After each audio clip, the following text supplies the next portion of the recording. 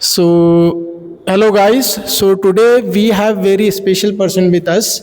That is Bapu Gada sir. He is the HOD and assistant professor, Department of Kannada. So today he'll be talking about importance of Kannada, especially in competitive exam. All these things. Sir, please tell me the importance of Kannada with respect to competitive exam. ಕನ್ನಡದಲ್ಲೇ ಹೇಳ್ತೀನಿ.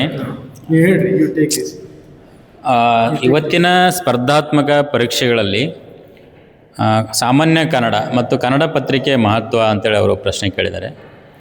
ಇವತ್ತು ನಾವೆಲ್ಲರೂ ಕೂಡ ಕರ್ನಾಟಕ ಸರ್ಕಾರದ ಅಡಿಯಲ್ಲಿ ಕನ್ನಡ ಭಾಷೆ ಮೊದಲ ಇರೋದರಿಂದ ಪ್ರತಿಯೊಂದು ಪರೀಕ್ಷೆಯಲ್ಲಿ ಕೂಡ ಇವತ್ತು VO ಹಿಡ್ಕೊಂಡು ಇವತ್ತಿನ IAS ಪರೀಕ್ಷೆಯವರೆಗೂ ಕೂಡ ಕನ್ನಡ ಬಹಳಷ್ಟು ಇಂಪಾರ್ಟೆಂಟ್ ಇದೆ. ಅದು SDA, FDA, PDO ಎಲ್ಲದರಲ್ಲೂ ಕೂಡ. ಹಾಗಾಗಿ ನಾವು ಕನ್ನಡವನ್ನು ಅಲ್ಲಗಳೆಯೋ ಹಾಗಿಲ್ಲ. ಪ್ರತಿಯೊಂದು ಇವತ್ತು ಉದ್ಯೋಗಗಳು ಕನ್ನಡ ಮಾತೃಭಾಷೆಯಲ್ಲಿ ಓದಿರೋಂಥವ್ರಿಗೆ ಇವತ್ತು ಕರ್ನಾಟಕದಲ್ಲಿ ಆದ್ಯತೆಯನ್ನು ಕೊಡೋದನ್ನು ನೋಡ್ತೀವಿ. ಇವತ್ತು ನೀವು B.Ed ಮಾಡಿದಂಥವರಿಗೆ ಪ್ರಥಮವಾಗಿ ಕನ್ನಡ ಭಾಷಾ ಶಿಕ್ಷಕರು ಅಂತೇಳಿ, PU ಕಾಲೇಜ್ಗೆ ಹೋದ್ರಲ್ಲೂ ಕೂಡ ಅಲ್ಲಿಯೂ ಕೂಡ ಉಪನ್ಯಾಸಕ ಹುದ್ದೆಗಳಿವೆ. ನೀವು ಡಿಗ್ರಿ ಕಾಲೇಜ್ಗೆ ಹೋದ್ರಲ್ಲಿ ಕೂಡ ಪ್ರಾಧ್ಯಾಪಕರ ಹುದ್ದೆಗಳಿವೆ. ನೀವು SDA ಅಂತೂ ಒಂದು ಪತ್ರಿಕೆ ಕನ್ನಡದಲ್ಲಿ ಸಾಮಾನ್ಯ ಕನ್ನಡ ಅಂತೇಳಿ ಒಂದು ಪತ್ರಿಕೆ 100 ಅಂಕದ್ದು, FDAದಲ್ಲಿ ಕೂಡ ನೀವು ಇತರೆ PDO ಇದು ಗ್ರೂಪ್ C ಅದರಲ್ಲಿ 100 ಅಂಕದ ಪ್ರಶ್ನೆ ಪತ್ರಿಕೆ ಇದ್ದಂಥ ಸಂದರ್ಭದಲ್ಲಿ ಕನಿಷ್ಠ 30 ಪ್ರಶ್ನೆಗಳು ನೀವು ಸಾಮಾನ್ಯ ಕನ್ನಡದ ಮೇಲೆ ಕೇಳ್ತಾರೆ ಎನ್ನುವಂಥದ್ದು. Sir, as you said the importance, so in every competitive exam we are seeing that Kaddaya Kannada, compulsory Kannada. So most of the aspirants they are asking how to prepare for this Kaddaya Kannada. Please give your valuable suggestion. ನೋಡಿ, ನೀವು ಕಡ್ಡಾಯ ಕನ್ನಡ ಪತ್ರಿಕೆಯನ್ನು ಹೆಚ್ಚು score ಮಾಡಬೇಕಾದ್ರೆ ಕನಿಷ್ಠ ನೀವು ಸಾಮಾನ್ಯ Kannada SSLC ಮಟ್ಟದ್ದಾಗಿರುತ್ತೆ. ಆ ಪತ್ರಿಕೆ SSLC ಮಟ್ಟದ್ದು. ಮುಖ್ಯವಾಗಿ ನೀವು 8, 9, 10ನೇ ತರಗತಿಯ ಟೆಕ್ಸ್ಟ್ ಬುಕ್ಗಳು ನಿಮ್ಮಲ್ಲಿ ಹತ್ರ ಇರಬೇಕು. ಅದರಲ್ಲಿ ಬರುವಂಥ ಮುಖ್ಯವಾಗಿ ವ್ಯಾಕರಣವನ್ನು ತಾವು ಓದ್ಕೊಳ್ಬೇಕು. ಅದು ವರ್ಣಮಾಲೆ, ಸಂಧಿ, ಸಮಾಸ, ನಾಮಪದ, ಕ್ರಿಯಾಪದ, ಹೀಗೆ ಅವ್ಯಯಗಳು, ಕಾಲ, ಲಿಂಗ, ವಚನ, ಹೀಗೆ ಅಲ್ಲೆಲ್ಲ ಇವೆ.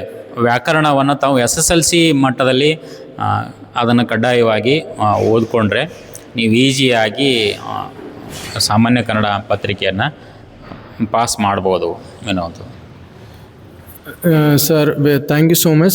Sir, one more question, like most of the aspirants will be having previous year question paper. So we should solve previous year question for this Kaddaya Kannada. Will it be useful, and how to solve? Please give your suggestion.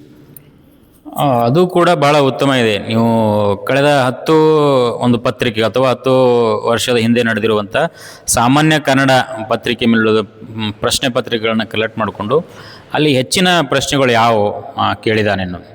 ಇಲ್ಲಿ ಮುಖ್ಯವಾಗಿ ಅಲ್ಲಿ ಉದ್ದೇಶ ಇರ್ತದೆ ಕನ್ನಡ ಒಂದು ಪದಗಳನ್ನು ಸರಿಪಡಿಸುವಂಥದ್ದು ಅಥವಾ ಗಾದೆ ಮಾತುಗಳನ್ನು ಪೂರ್ಣಗೊಳಿಸುವಂಥದ್ದು ಇರ್ತವೆ. ತತ್ಸಮ ತದ್ಭವಗಳನ್ನು ಬರೆಯುವಂಥದ್ದು ಇರ್ತದೆ. ವಿರುದ್ಧಾರ್ಥಕ ಪದಗಳನ್ನ ಬರೆಯುವಂಥದ್ದು, ಸಮಾನಾರ್ಥಕ ಪದಗಳನ್ನ ಬರೆಯುವಂಥದ್ದು ಇರ್ತದೆ. ಸಂಧಿ ಪದಗಳನ್ನ ಗುರುತಿಸ್ರಿ ಅಂತೇಳಿ, ಮತ್ತು ಒಂದು ಪದವನ್ನು ಕೊಡು, ಶುದ್ಧವಾದ ಪದವನ್ನು ತಿಳಿಸ್ರಿ ಅನ್ನೋದು. ಇವೆಲ್ಲವೂ ಕೂಡ SSLC ಮಟ್ಟದ್ದು ಇರ್ತದೆ. ಕನಿಷ್ಠ ನೀವು ಒಂದು 10 ಪ್ರಶ್ನೆ ಪತ್ರಿಕೆ ಸಾಮಾನ್ಯ ಕನ್ನಡ, ಅದರಲ್ಲಿ ಪ್ರಮುಖವಾಗಿ ನಮ್ಮ ಕನ್ನಡದ ಕವಿಗಳ ಒಂದು ಸಾಮಾನ್ಯ ಮಾಹಿತಿ ಕೇಳ್ತಾರೆ. ಈ ಕುವೆಂಪು ಅವರು ಜ್ಞಾನಪೀಠ ಪ್ರಶಸ್ತಿ ಯಾವ ಕೃತಿಗೆ ಸಿಕ್ತು, ಹೀಗೆ ಈ ವಚನಕಾರರು ಅಂತ ಬರ್ತಾರೆ, ವಚನಕಾರರ ವಚನಗಳ ಅಂಕಿತನಾಮ ಕೇಳ್ತಾನೆ. ಹೀಗೆ ಮುಖ್ಯವಾದ ಸರಳವಾಗಿರುವಂಥ ಪ್ರಶ್ನೆಗಳು, ಭಾಳ ಆಳವಾದ ಪ್ರಶ್ನೆಗಳೇನು ಕೇಳೋಂಗಿಲ್ಲ. ಸಾಮಾನ್ಯವಾಗಿರುವಂಥ ಕನ್ನಡ ತಾವು ಓದಿಕೊಂಡ್ರೆ ಸಾಕು. Thank you so much, sir.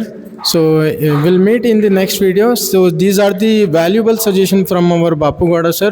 So he has scored very nicely in assistant professor. So please take this suggestion and utilize this and prepare well. As you know, in future government is going to recruitment a lot of post. So be prepared, be in a preparation mode. Don't miss even a single day. Thank you so much. Want to say something?